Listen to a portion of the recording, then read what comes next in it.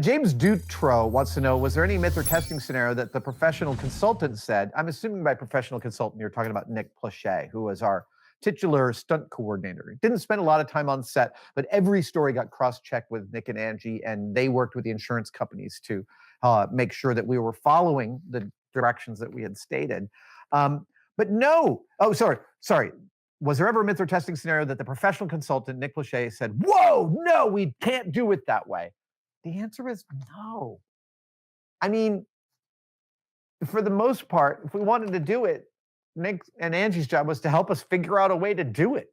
And frequently, actually, more often, the scenario would be like, we go, look, here's what we want to do. We want to do this and this and this. And what we'd really like is to grease me down and throw me into that thing, but we probably won't get permission. And Nick would be like, no, we can totally do it that way. That was more frequently.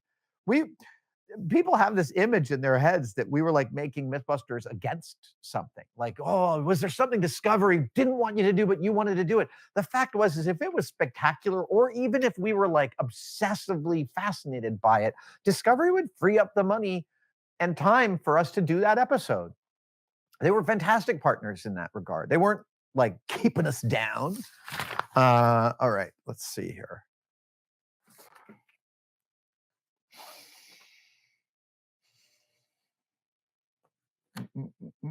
Okay, let's see here. Some live builds. Jordan Clay asks, did you ever consider the myth, would your face stick that way if you held it long enough? See, now the first time, this is a classic thing your mother says, don't make that face, your face will stay that way. And that's an old wives' tale. That's not true. Your face doesn't stay that way. However, it's also true because when someone's older, you can see evident on their face the way they have used their face. Because as we get older, our skin gets less pliable, the collagen disappears. As the myelination increases, the collagen decreases. And your skin starts to show more of the marks of your time here on this mortal plane. And if you spend a lot of time furrowing your brow, you're going to have bigger marks here. If you spend a lot more time frowning, your mouth is going to show that. So it is sort of true, but understand, so that's what I believe. You might disagree with me, that's fine. But because I believe that, I think that is an untestable myth. What are you going to do? What are you going to do? You're going to monitor someone for these are changes to the face that occur on a scale of decades, maybe years in the small aggregate. I mean, we've all seen the pictures of how much being president ages one. Those pictures of Obama before and after, those pictures of W before and after his presidency. I mean, they're intense. That is a hard job that puts a lot of miles on the inhabitant of the White House, and you can see it. So, I mean, maybe that was an episode we could have done with Obama when the administration asked about myths, but I don't think that they would have accepted that one. So I think of it as an unfilmable myth.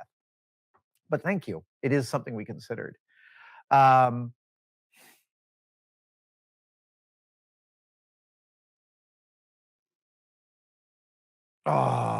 Silver Defender wants to know, was there any episodes that pushed you or Jamie to the breaking point where you wished you could have wrapped on an episode right there and moved on to a new one? Yeah, totally. The one that comes to mind is the squished VW. So the myth is that there is two tractor trailer trucks that have collided at full speed head on.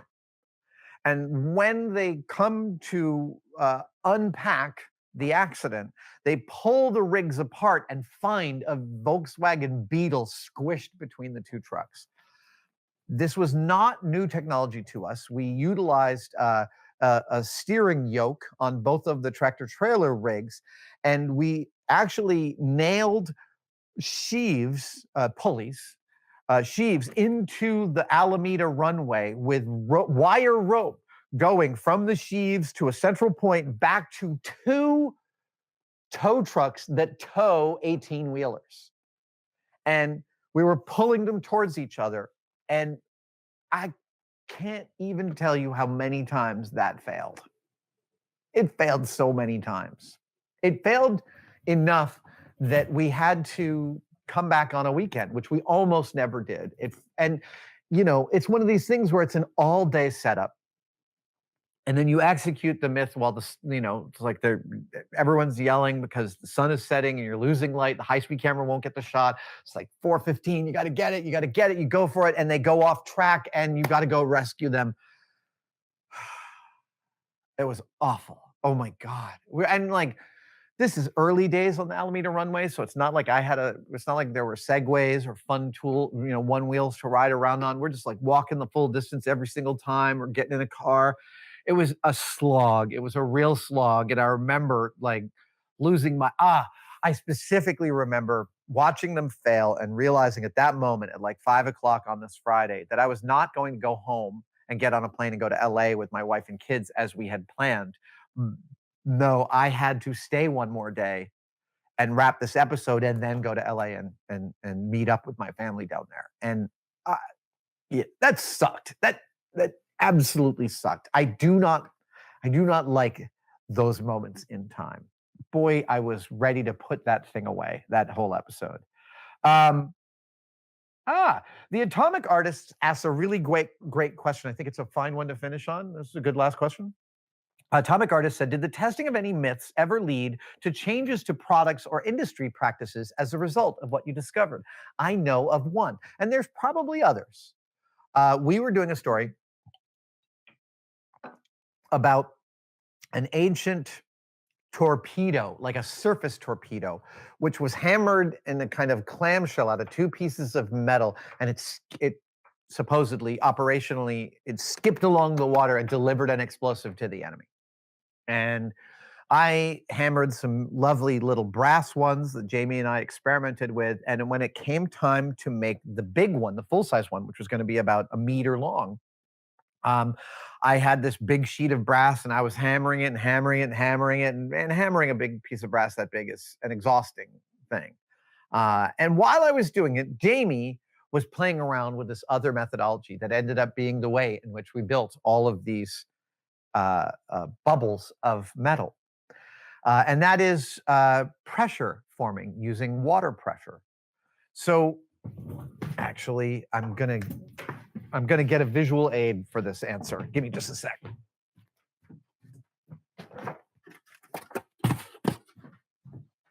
I'm gonna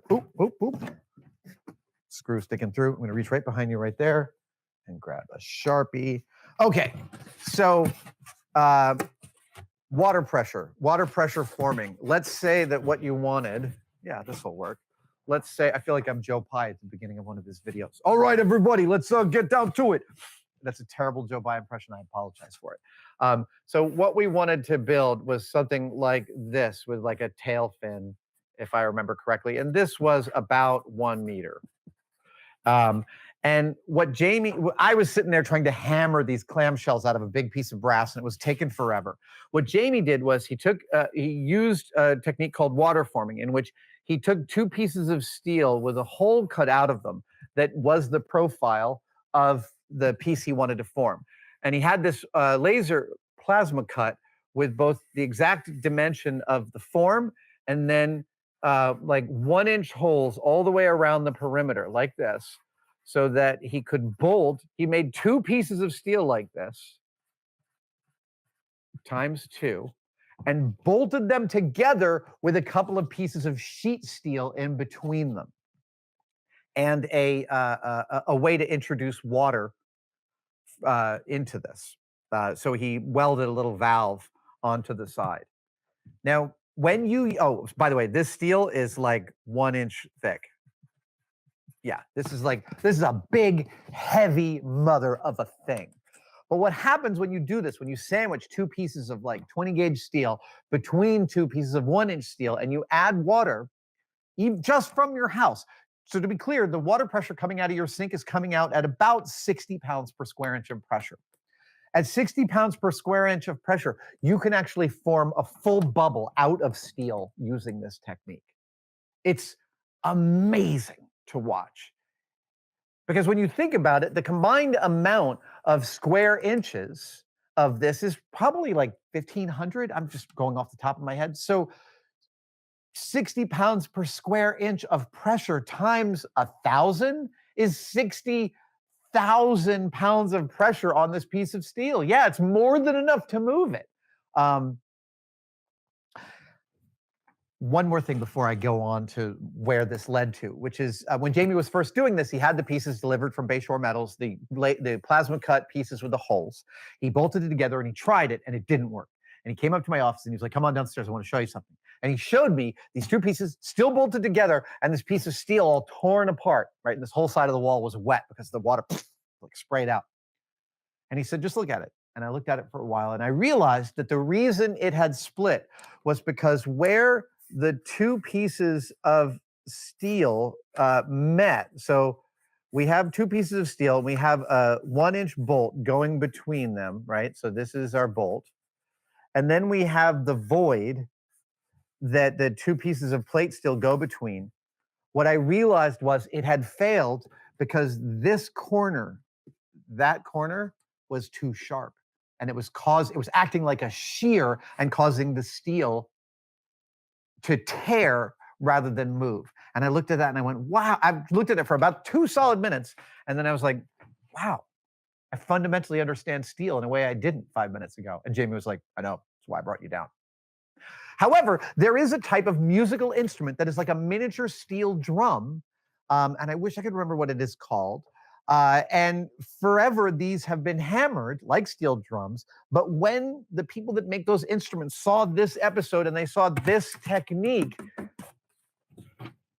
they shifted the manufacturing of this type of instrument. And I'm really so lame for not having this queued up in my head. When we separate this video out, I'll make sure I figure out what it is so we can include it in the comments below. But we fundamentally changed how an industry makes their product. That's pretty stunning. That's pretty far out to me. And, you know, on one hand, you could think of it as like we're combing the world for interesting techniques. But on the other hand, it really was just like 5 people farting around in their garage, seeing what works.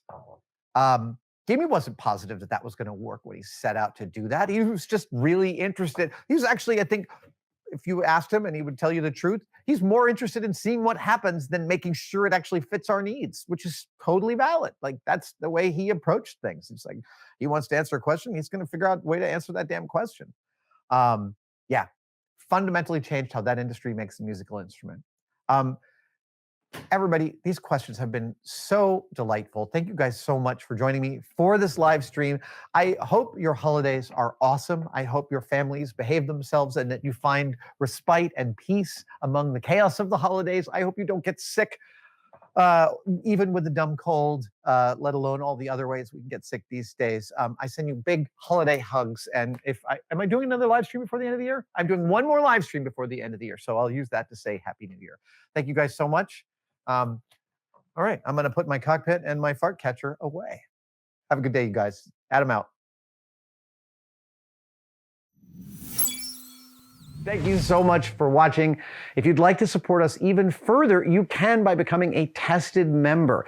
Details are, of course, below, but it includes all sorts of perks, and we're building them all the time. You get advanced word and behind-the-scenes photos of some of our projects.